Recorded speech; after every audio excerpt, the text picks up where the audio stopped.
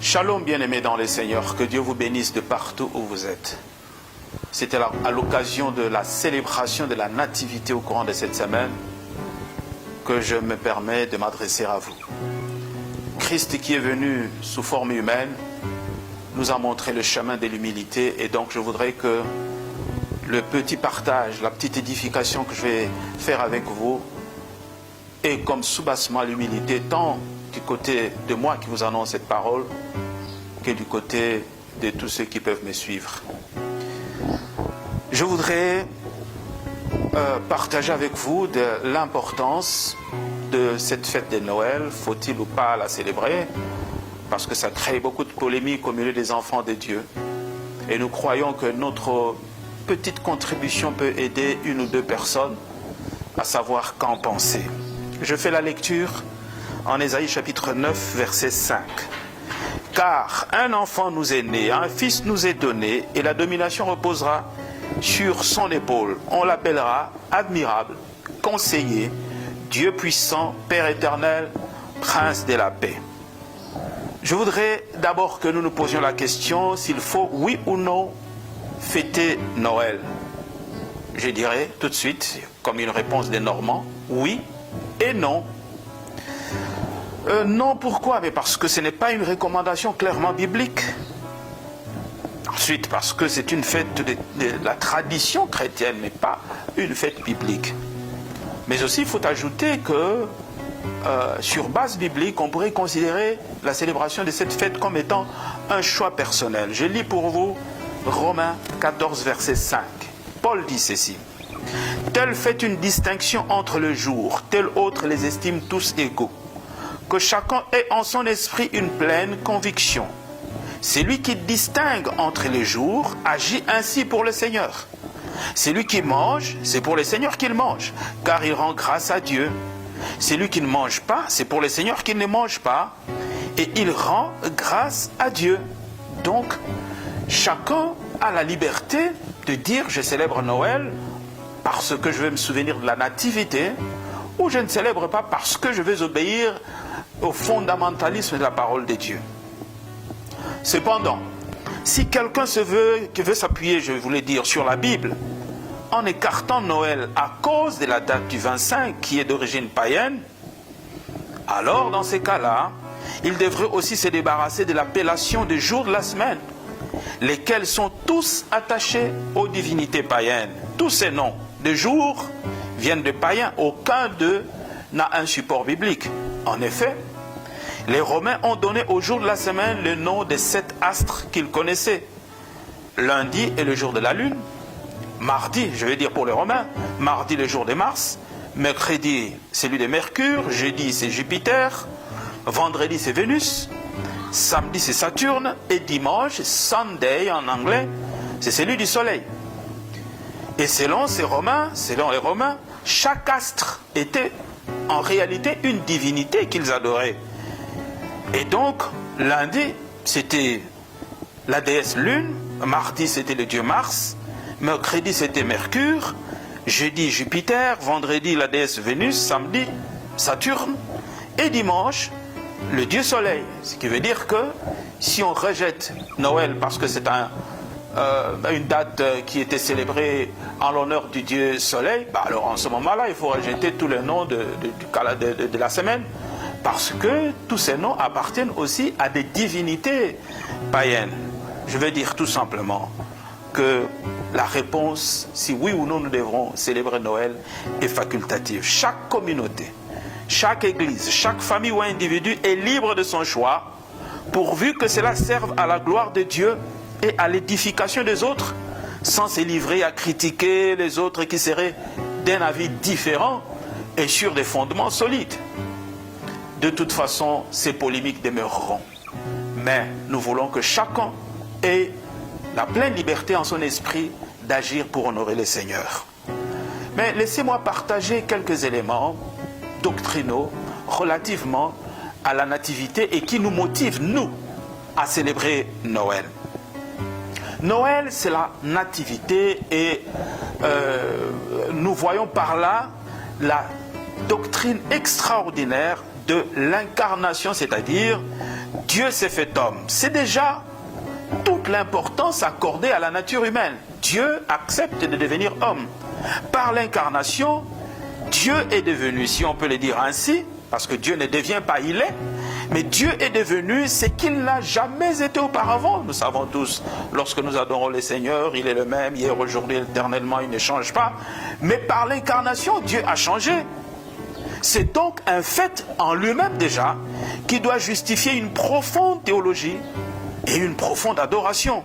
C'est un événement extraordinaire qui bouscule un peu cette donne du Dieu qui ne change pas et ne subit l'ombre d'aucune variation. Pour la première fois dans l'histoire, Dieu s'est fait totalement homme, et à partir de là, que certains théologiens appellent non pas le geste de Dieu, mais la geste, parce que c'est un événement tellement unique et extraordinaire, à partir de là, disais-je, Dieu ne sera plus jamais comme auparavant. Désormais, il est Dieu homme, ce qu'il n'a pas été depuis l'éternité. Et donc, cela démontre l'extraordinaire puissance de ce Dieu qui s'incarne et que nous célébrons à Noël. Peu importe que cette date soit vraie ou pas, parce que tous les jours de l'année appartiennent à Dieu.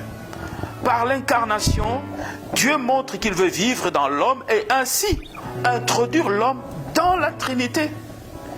Paul dit, ce n'est plus moi qui vis, c'est Christ qui vit au-dedans de moi. L'incarnation signifie que je livre mes membres pour que Christ continue de s'incarner en moi, pour apporter de sa présence à un monde qui se meurt. L'incarnation te défend de fuir le monde. Tu dois être dans le monde, mais pas du monde évidemment. Tu dois prendre ta part de la souffrance du monde et apporter la dimension divine dans tes moindres faits et gestes pour que tu sois réellement celle de la terre et lumière du monde.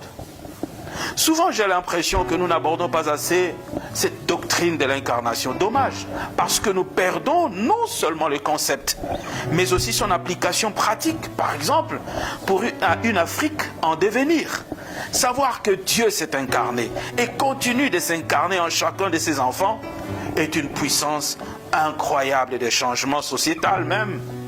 Soit dit en passant, je ne suis vraiment pas fan ou adepte d'une théologie des salons qui ne transforme rien autour de nous. Pour moi, je considère que Dieu qui est devenu homme et qui a été charpentier, il nous amène à transformer notre environnement, notre société. Dieu travaille certes pour créer, mais en même temps, quand on voit toutes les implications sociétales des épîtres, on se rend compte que nous avons encore du travail à faire pour témoigner de Christ incarné au-dedans de nous. Les miracles sont une anticipation et comme une fenêtre ouverte sur la recréation qui aura lieu et ne sont donc pas inutiles. L'incarnation est le contrepoids d'une théologie spéculative stérile où on énonce tout simplement des versets bibliques mais sans incidence dans la vie. On énonce la parole de Dieu sans incidence sur la société. Le verbe incarné vient renverser ces processus en disant non, soyez vous la parole parce que je m'incarne au-dedans de vous. Bien-aimés dans le Seigneur, en fait, on ne comprendrait rien à la croix si on n'a pas saisi l'incarnation. Car Christ n'est pas la seule personne à avoir été crucifiée. Mais il est le seul Dieu à être né de femme et avoir été crucifié. Je veux même dire qu'il n'y a pas de Dieu à la croix sans la nativité.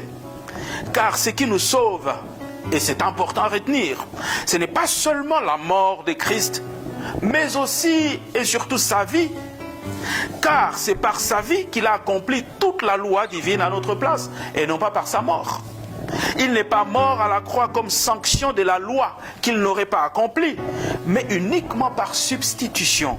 Ce qui nous sauve, c'est sa vie et sa mort. Donc, la nativité, Noël, et la passion, Pâques. Par l'acte d'adoration de Noël, la famille chrétienne proclame que toutes les puissances du cosmos sont effectivement soumises à Christ. Et ici, il me faut une petite explication. Contredire Noël, ne pas célébrer Noël, on peut avoir des arguments pour ça, pour ne pas le faire. Mais je constate tout simplement que par le fait de l'histoire, les chrétiens, je voulais dire, ont ravi cette célébration au pseudo-Dieu Soleil et ont dit, nous ne reconnaissons aucun autre Dieu que le Seigneur Jésus-Christ. Et vous voyez le grand travail historique qui a été fait au fil des siècles pour qu'aujourd'hui, le monde entier marque un stop le jour de Noël. Que vous priez ou pas, que vous soyez païen, athée notoire ou chrétien, que vous soyez de n'importe quelle religion, peu importe laquelle, c'est pas nécessaire de les citer, mais le jour de Noël, tout le monde marque un stop. N'est-ce pas là une merveilleuse célébration de dire Christ est le Seigneur du cosmos? Donc, se mettre à l'écart de cela, je ne crois pas que ça pourrait me convaincre. Moi, j'ai toujours rêvé de rassembler, par exemple, une grande cohorte, une grande marche de chrétiens, de tous bords, de toutes les familles chrétiennes, catholiques, protestantes, évangéliques, pentecôtistes, de réveil et autres, pour célébrer que Christ est Seigneur, parce que c'est lui qui est notre Seigneur à tous. Noël et Pâques sont les deux fêtes où les chrétiens, au-delà de leurs divergences doctrinales qui subsisteront, au-delà donc de ces divergences, ils tentent de réaliser la prière de notre Seigneur. En Jean 17, verset 21, il est dit « Afin que tous soient un, comme toi, Père, tu es en moi, et comme moi, je suis en toi, afin qu'eux aussi soient un en nous, pour que le monde croie que tu m'as envoyé. » C'est terrible. Pour que le monde croie que Christ est l'envoyé de Dieu, Christ lui-même dit « Il faut que les chrétiens soient un, que toutes les familles chrétiennes soient un. » Et donc c'est un défi pour nous. Les divergences doctrinales qui nous ont conduits à des schismes et à des divisions malheureuses, c'est le combat permanent du chrétien. Oh, certes, on pourra dire notre unité est sur base tout simplement doctrinale. Oui, mais qu'est-ce que c'est que la doctrine? Très peu, peut-être même s'approfondissent dans la doctrine, mais sont experts dans les divisions. Donc, bien-aimés dans le Seigneur, je crois que Noël est un événement extraordinaire, une fête extraordinaire pour toutes les familles chrétiennes. Je répète, les familles orthodoxes, les familles catholiques, les familles protestantes, les familles pentecôtistes, les familles du réveil, et toutes les autres familles qui proclament Jésus-Christ comme Seigneur et Sauveur. C'est un moment extraordinaire pour célébrer ce Dieu qui s'est incarné et qui est venu vivre avec nous. Un tel événement mérite un mémorial. Et ce mémorial s'appelle Noël. C'est pour ça que je vous dis joyeux Noël. Et le vendredi, retrouvons-nous tous dans nos églises pour célébrer ce Dieu qui a quitté les cieux et la terre, la gloire céleste, et qui est devenu charpentier et qui a traversé ce monde en notre histoire pour nous apporter les saluts par la croix. Que Dieu vous bénisse abondamment une fois de plus. Joyeux Noël à vous. Merci.